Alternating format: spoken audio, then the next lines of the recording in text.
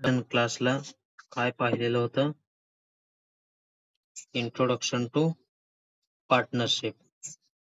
त्यानंतर काय पाहिलेलं होतं? पार्टनरशिप फायनल अकाउंट मध्ये नेमके कोणकोणते अकाउंट्स तयार केले जातात? त्यामध्ये एक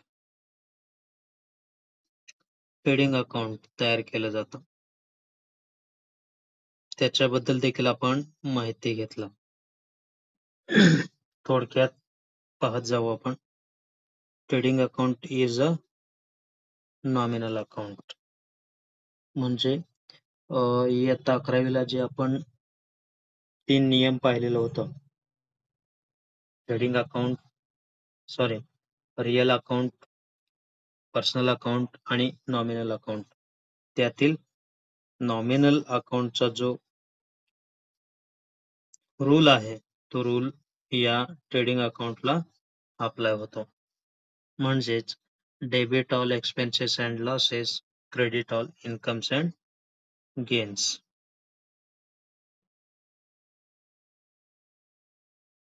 या रूल्स नुसार ट्रेडिंग अकाउंटच्या डेबिट साइडला सर्व खर्च नोंद केले जातात आणि ट्रेडिंग अकाउंटच्या क्रेडिट साइडला सर्व उत्पन्न नोंद केले जातात. पण कोणते? Direct expenses. डायरेक्ट म्हणजे कोणते? जे प्रत्यक्ष खरेदीशी किंवा उत्पादनाशी निगडित आहेत, ते खर्च आणि उत्पन्न. आणि ट्रेडिंग अकाउंटचं ऑब्जेक्ट काय असतं, पर्पज काय असतं, काय फाइंड आउट करताय? ग्रॉस प्रॉफिट और ग्रॉस लॉस. त्यानंतर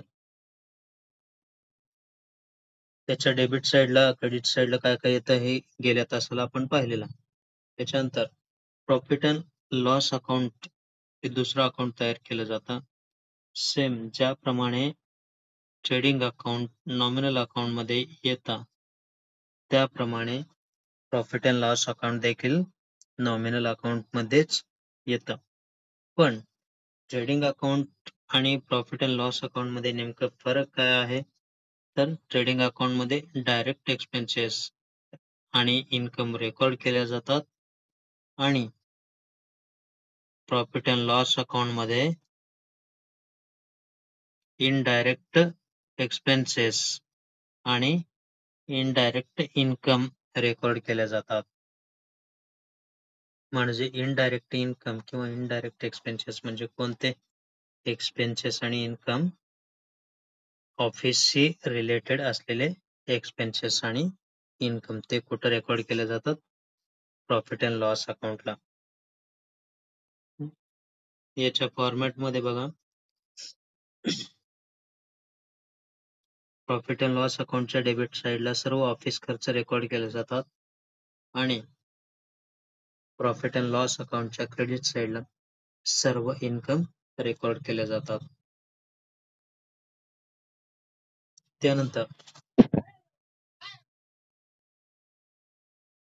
आणखी एक अकाउंट तयार केलं जातं, पण याला अकाउंट म्हटलं जात नाही. तर याला काय म्हटलं जातं? Statement. Balance sheet is a statement showing financial position of the firm. Showing म्हणजे काय? दाखवणे. काय दाखवत आहे? आर्थिक परिस्थिती. व्यवसायाची आर्थिक परिस्थिती कशा प्रकारची आहे हे दाखवण्याचं काम कोण करतं? Balance sheet. या बॅलन्स शीटला 2 साइड असतात, एक असेट्स आणि दुसरी लायबिलिटीज. बॅलन्स शीट असेट साइडला, असेट्स म्हणजे काय? संपत्ती. जेवढी काही संपत्ती आहेत व्यवसायातील, तेवढे सगळे कुठं रेकॉर्ड केल्या जातात? बॅलन्स शीट असेट साइडला. त्यानंतर बॅलन्स शीट लायबिलिटी साइडला व्यवसाय संस्थेवरती किती रुपयांचं एकूण कर्ज आहे, ते बॅलन्स शीट लायबिलिटी साइडला रेकॉर्ड केलं जातं. आता पुढचा मुद्दा आहे ऍडजस्टमेंट्स. आता या सेशनचं मुख्य ऑब्जेक्ट काय? तर ऍडजस्टमेंट्स. कोणकोणते ऍडजस्टमेंट्स आपल्याला दिले जातात आणि त्या प्रत्येकाचा इफेक्ट कुठल्या ठिकाणी होतं? जर आपण ऍडजस्टमेंट म्हणून जर विचार केला, ऍडजस्टमेंट म्हणजे काय? ट्रायल बॅलन्सच्या खाली जे ॲडिशनल इन्फॉर्मेशन दिलं जातं, ट्रायल बॅलन्समध्ये ट्रायल बॅलन्समध्ये जे आयटम्स दिलेले असतात, त्याच्यापैकीच किंवा त्या संदर्भातच काही एक्स्ट्रा माहिती ॲडजस्टमेंटच्या माध्यमातून आपल्याला दिली जाते. जसं आपण ट्रायल बॅलन्सच्या डेबिट साइडला किंवा क्रेडिट साइडला दिलेल्या आयटमचा प्रत्येकाचा एकच इफेक्ट देतो. त्याप्रमाणे ॲडजस्टमेंटमध्ये किंवा ॲडिशनल इन्फॉर्मेशनमध्ये जी आपल्याला माहिती दिली जाते, त्या प्रत्येकाचे किती इफेक्ट दिले जातात? 2 इफेक्ट दिले जातात. 1 आणि 2.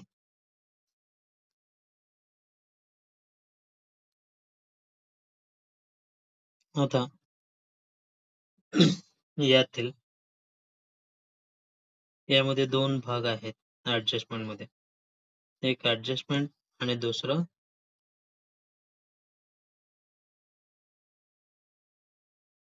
Hidden adjustment. आता हिडन ॲडजस्टमेंट म्हणजे काय?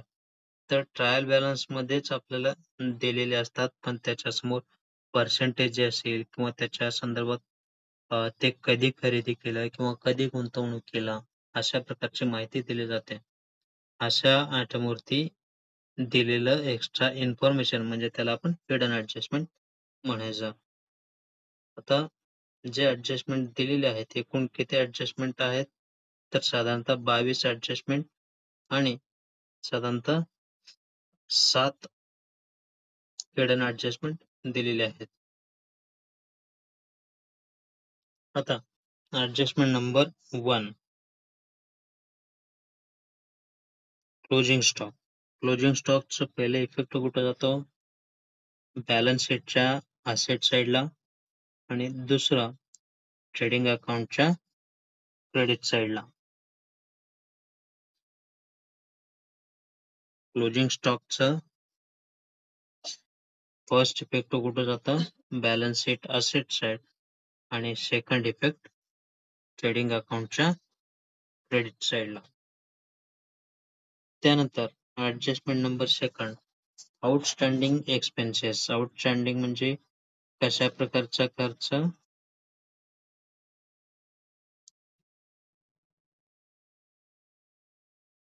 देणे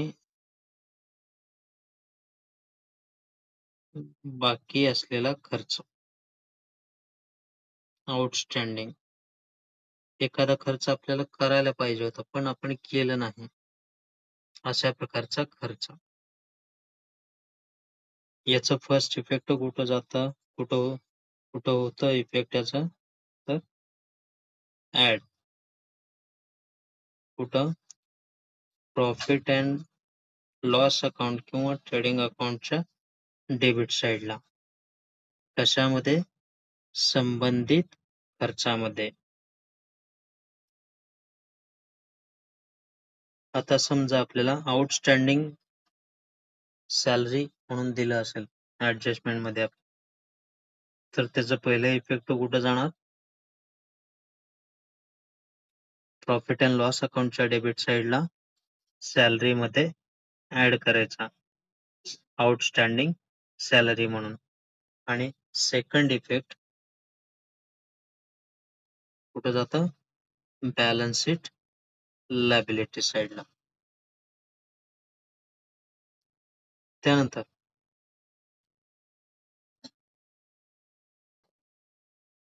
तिसरं ॲडजस्टमेंट कोणतं दिलेलं आहे?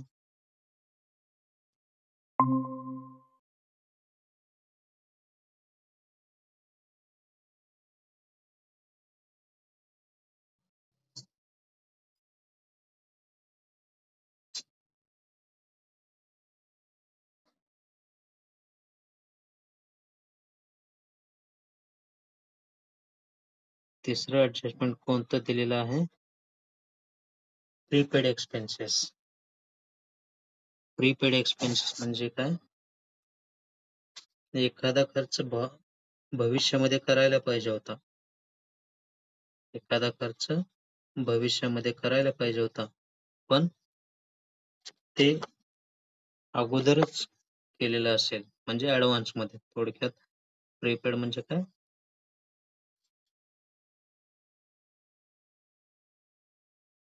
ऍडव्हान्स एक्सपेन्सेस थोडक्यात. याचा फर्स्ट इफेक्ट कुठं जाणार? ट्रेडिंग अकाउंट किंवा प्रॉफिट अँड लॉस अकाउंटच्या डेबिट साईडला संबंधित खर्चामधून डिडक्ट करणं. डिडक्ट करणं म्हणजे काय? लेस करणे. त्यानंतर सेकंड इफेक्ट कुठं जातं? Balance sheet asset side.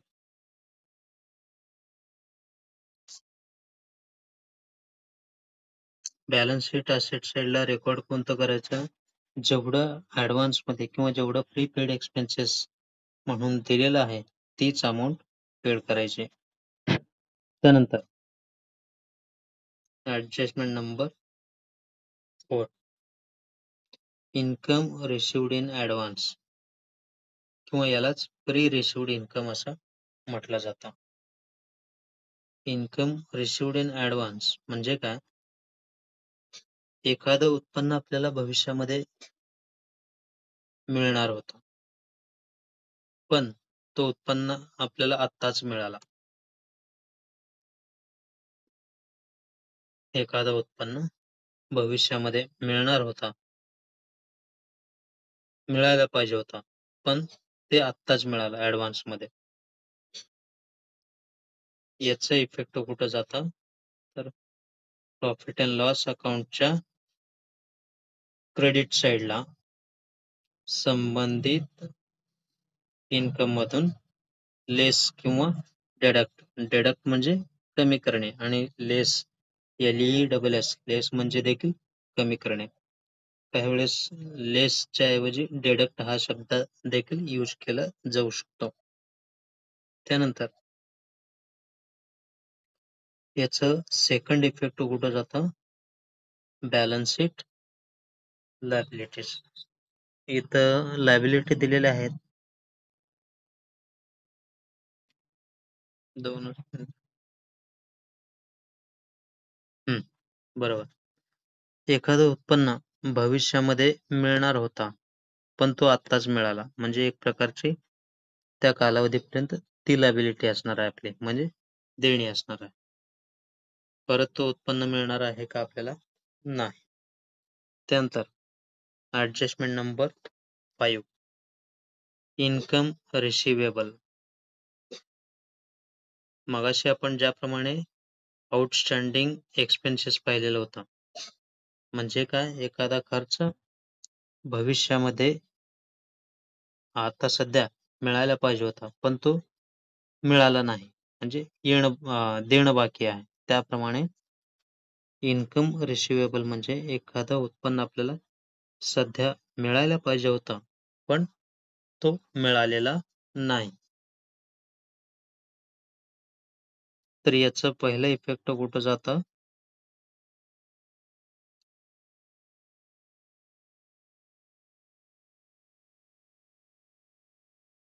Trading account किंवा profit and loss account. Profit and loss account और ट्रेडिंग अकाउंटच्या क्रेडिट साईडला संबंधित खर्चामध्ये ऍड करायचं. संबंधित इन्कम मध्ये ऍड करायचं. आणि सेकंड इफेक्ट कुठं जातं? बॅलन्स शीट असेट साईडला.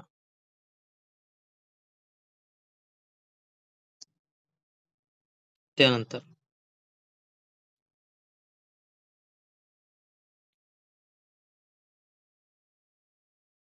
आता पुढचं ऍडजस्टमेंट कोणतं आहे? 6, bad debts, additional or new bad debts. Bad debts याचं फर्स्ट इफेक्ट कुठं जातं? प्रॉफिट अँड लॉस अकाउंटच्या डेबिट साईडला. प्रॉफिट अँड लॉस अकाउंटच्या डेबिट साईडला नोंद करणे किंवा ऑलरेडी एखाद्या वेळेस बॅड डेट्स दिलं असेल ट्रायल बॅलन्सच्या डेबिट साईडला, तर त्याच्यामध्ये ते ज्यावेळी ट्रान्सफर केलं जातं प्रॉफिट अँड लॉस अकाउंटच्या डेबिट साईडला, त्याच्यामध्ये ॲड म्हणजे जुनं जे बॅड डेट्स दिलेलं असतं त्याच्यामध्ये ॲड करायचं. त्यानंतर याचं सेकंड इफेक्ट कुठं जातं?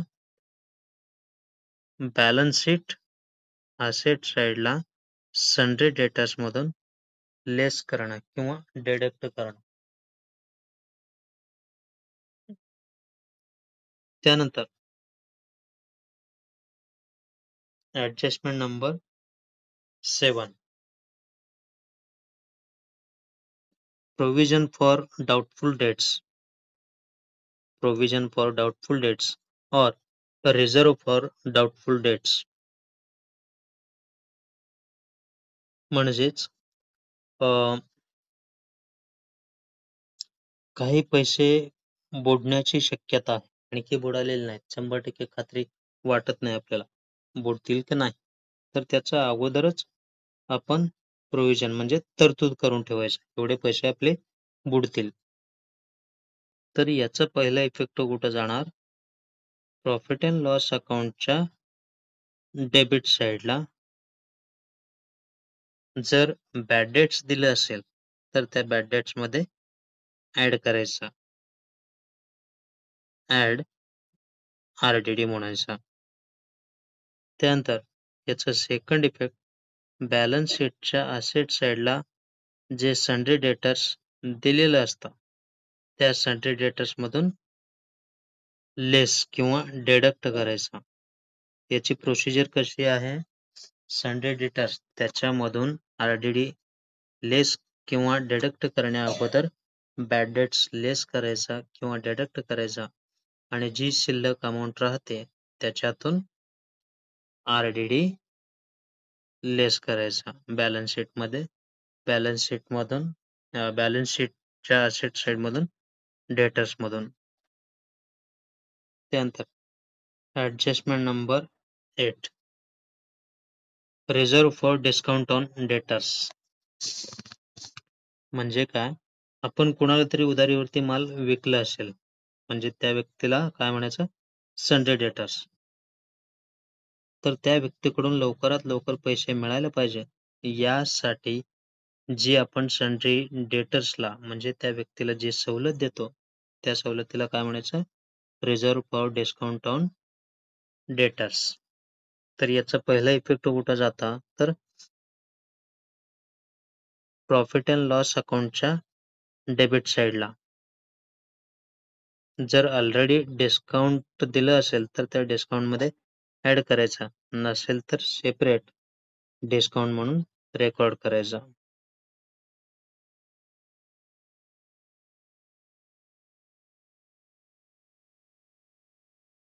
त्यानंतर याचं दुसरं इफेक्ट कुठं जाता? तर सन्ड्री डेटर्समधून लेस करायचा.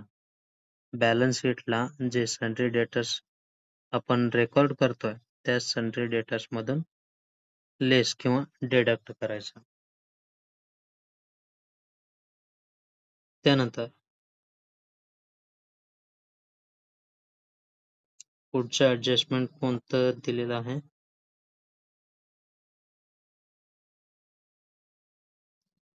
डिप्रिशिएशन. डिप्रिशिएशन म्हणजे काय?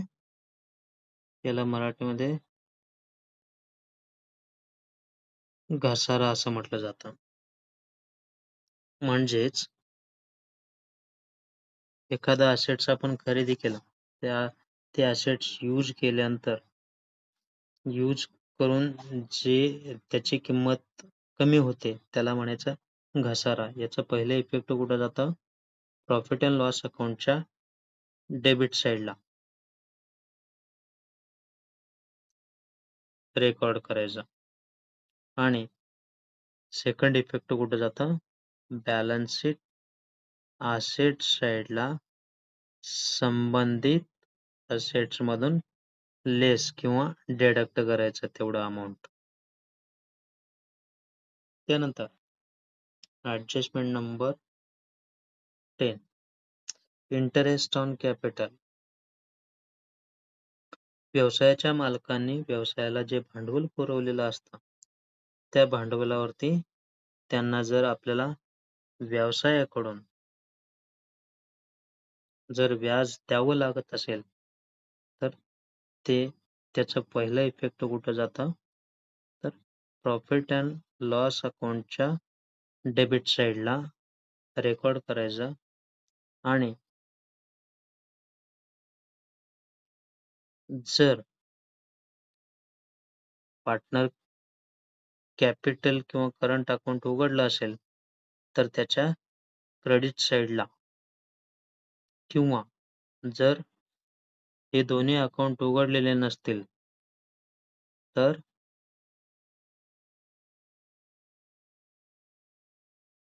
बॅलन्स शीटला बॅलन्स शीट लायबिलिटी साइडला जे कॅपिटल त्यांचं लिहितोय आपण, त्या कॅपिटलमध्ये ॲड करायचं. त्यानंतर इंटरेस्ट ऑन ड्रॉइंग्स. ज्याप्रमाणे व्यवसायाचा मालक व्यवसायामध्ये किंवा व्यवसायाला जे भांडवल गुंतवितो, त्याच्या बदल्यात जे आपण त्याला व्याज देतो, ते संबंधित व्यावसायिकाचं उत्पन्न असतं किंवा व्यवसायाच्या मालकाचं ते उत्पन्न असतं. त्याचप्रमाणे जर व्यवसायाचा मालक व्यवसायातून काही रक्कम किंवा पैसे काढून घेत असेल वैयक्तिक उपयोगासाठी, तर त्या प्रोसिजरला काय म्हणायचं? ड्रॉइंग्स. तर हे जे ड्रॉइंगचं आहे, याच्यावरती जर संबंधित पार्टनरशिप फर्म त्या व्यवसायाच्या मालकाकडून या ड्रॉइंग्सवरती जर व्याज आकारत असेल, तर त्याचं पहिलं इफेक्ट कुठं जातं? जर आपण पार्टनर्स कॅपिटल किंवा करंट अकाउंट उघडलं असेल,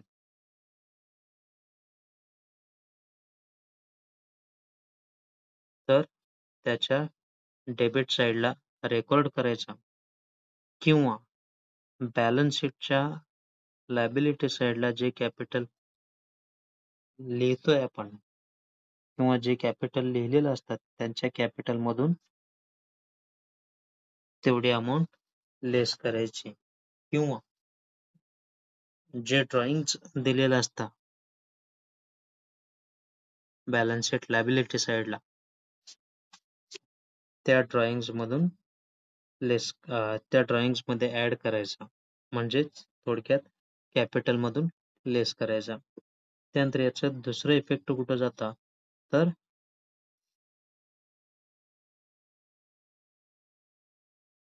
प्रॉफिट अँड लॉस अकाउंटच्या क्रेडिट साइडला रेकॉर्ड करायचा. त्यानंतर पुढचं कोणतं ॲडजस्टमेंट?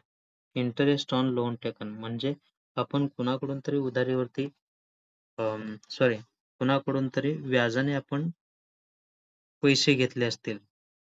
व्याजाने पैसे घेणं म्हणजे त्याला लोन किंवा कर्ज असं म्हणायचं.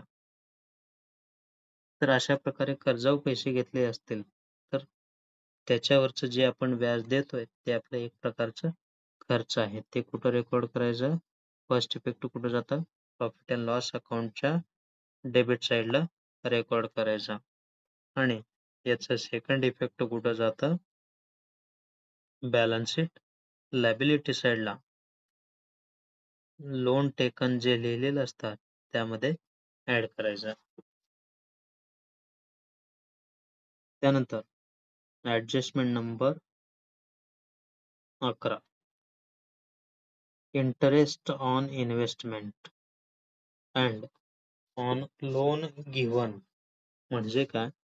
आपण कुठंतरी गुंतवणूक केलेलं आहे किंवा कुणाला तरी कर्जावर पैसे दिलेले असतील, तर त्याच्यावरती जे व्याज मिळतं, त्या व्याजाचं किंवा त्या इंटरेस्टचा effect.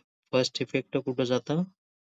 Profit and loss अकाउंटच्या credit साइडला आणि सेकंड इफेक्ट बॅलन्स शीटच्या असेट साइडला रेकॉर्ड करणं.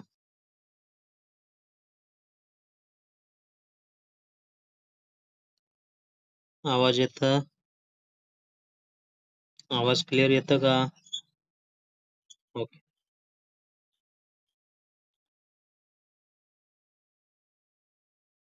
12वा ॲडजस्टमेंट बघा. Insured goods destroyed by fire or accident. म्हणजेच एखादा माल गोडाऊनमध्ये साठवून ठेवलेला आहे आपण. त्याच्यावरती विमा उतरवला असेल, अशा मालाचं आगीमुळं किंवा अपघातामुळं जर नुकसान झालं असेल, तर त्याचा इफेक्ट कुठं जाता? फर्स्ट इफेक्ट ट्रेडिंग अकाउंटच्या क्रेडिट साईडला. कोणती अमाउंट? एकूण जेवढ्या रुपयांचं नुकसान झालेलं असतं. समजा 10,000 रुपयांचा माल साठवून ठेवलेलं होतं आणि अ, संबंधित व्यवसायामधून किंवा संबंधित गोडाऊनमध्ये आग लागली आणि 10,000 रुपयाचा माल जळून खाक झाला. आणि याचा दुसरा इफेक्ट कुठं जातो? बॅलन्स शीट असेट साईडला. समजा विमा कंपनीकडं 10,000 रुपयाचा माल जळून खाक झाला. त्यामुळं विमा कंपनीकडं आपण 10,000 रुपयाचं नुकसान भरपाईसाठी डिमांड केलं.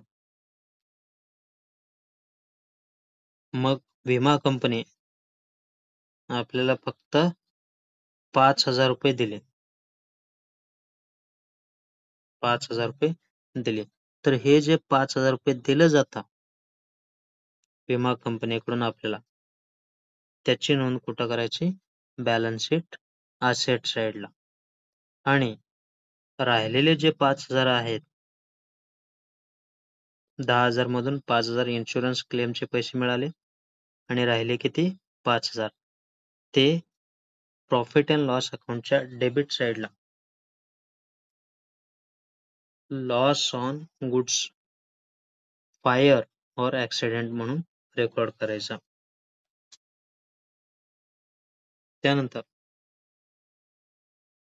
12 मधलाच दुसरा भाग adjustment. Uninsured goods destroyed by fire or accident. याच्या अगोदर जे आपण पाहिलेलं होतं, ते कोणतं ॲडजस्टमेंट होतं? इन्शुर्ड गुड्स म्हणजे विमा उतरवलेल्या मालाचं जर नुकसान झालं, तर त्याचा इफेक्ट कसा द्यायचा? आता विमा नुकसान झालेलं आहे गोडाऊनमध्ये साठवलेल्या मालाचं, पण त्याचा विमा देखील उतरवलेला नाही. तर त्याचा फर्स्ट इफेक्ट कुठं जातं? ट्रेडिंग अकाउंटच्या डेबिट साईडला रेकॉर्ड करणं आणि प्रॉफिट अँड लॉस अकाउंटच्या डेबिट साईडला रेकॉर्ड करणं आणि सेकंड इफेक्ट ट्रेडिंग अकाउंटच्या क्रेडिट साईडला रेकॉर्ड करणं. त्यानंतर पुढचं ॲडजस्टमेंट आहे 13वं गुड्स स्टोलन म्हणजे व्यवसायामधून मालाची चोरी झाली. स्टोलन म्हणा किंवा याला दुसरा एक शब्द आहे theft. THEFT.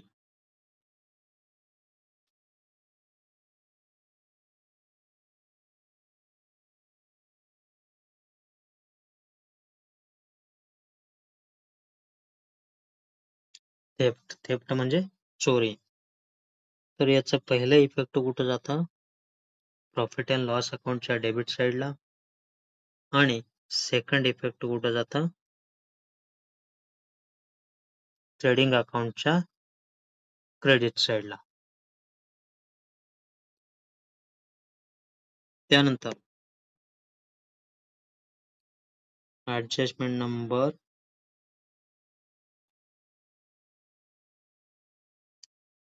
14 goods distributed as free sample म्हणजे व्यावसायिकाने म्हणजे आपल्या व्यवसायाकडून किंवा समजा एखाद्या वेळेस एखाद्या व्यावसायिकाने त्याच्या व्यवसायातील माल फ्री सॅम्पल म्हणून लोकांमध्ये वाटून दिला त्याने. तर याचा पहिला इफेक्ट कुठं जातं? प्रॉफिट अँड लॉस अकाउंटच्या डेबिट साईडला ऑलरेडी एखादा ॲडव्हर्टाइज म्हणून लिहिलं असेल किंवा रेकॉर्ड केलं असेल आपण तिथं. तर त्यामध्ये ॲड करायचा, नसेल तर सेपरेट ॲडव्हर्टाइजमेंट म्हणून रेकॉर्ड करायचा. त्यानंतर ट्रेडिंग अकाउंटच्या क्रेडिट साइडला याचा दुसरा इफेक्ट द्यायचा. By goods distributed as free sample म्हणून. त्यानंतर 15वा adjustment goods withdrawn by partners for personal use. व्यवसायाच्या मालकाने व्यवसायामधून माल किंवा पैसे त्याच्या वैयक्तिक उपयोगासाठी काढून घेतले. तर याचा फर्स्ट इफेक्ट कुठं जातं? ट्रेडिंग अकाउंटच्या क्रेडिट साइडला separate goods withdrawn bye partner म्हणून रेकॉर्ड करू शकतो आपण. नसेल तर ट्रेडिंग अकाउंटच्या डेबिट साइडला परचेस मधून देखील लेस करू शकतो.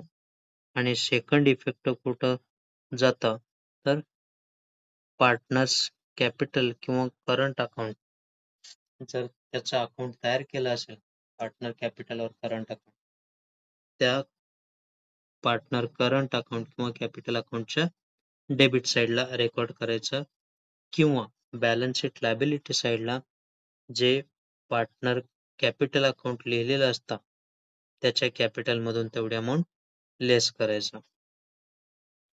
त्यानंतर ॲडजस्टमेंट नंबर 16 अनरेकॉर्डेड परचेसेस म्हणजे मालाची खरेदी केली आपण पण त्याची नोंदच केलेली नाही.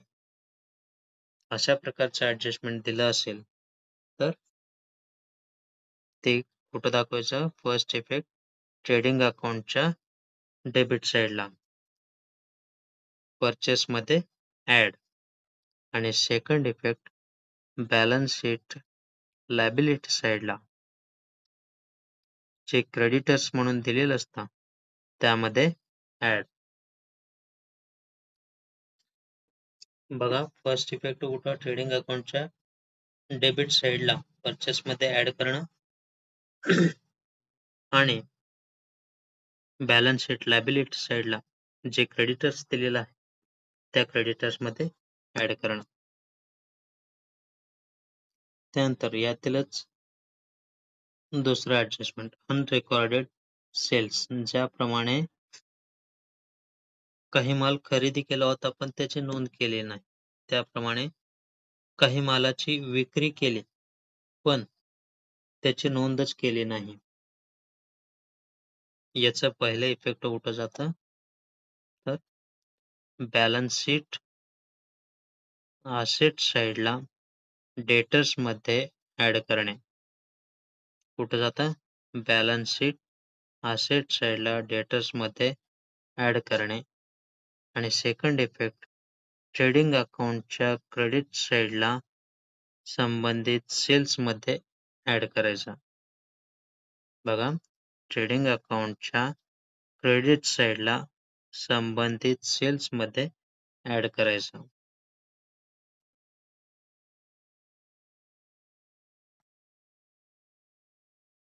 इथंपर्यंत काही डाऊट नसतील तर ठीक आहे, असतील तर काही विचारू शकता, काही अडचण नाही.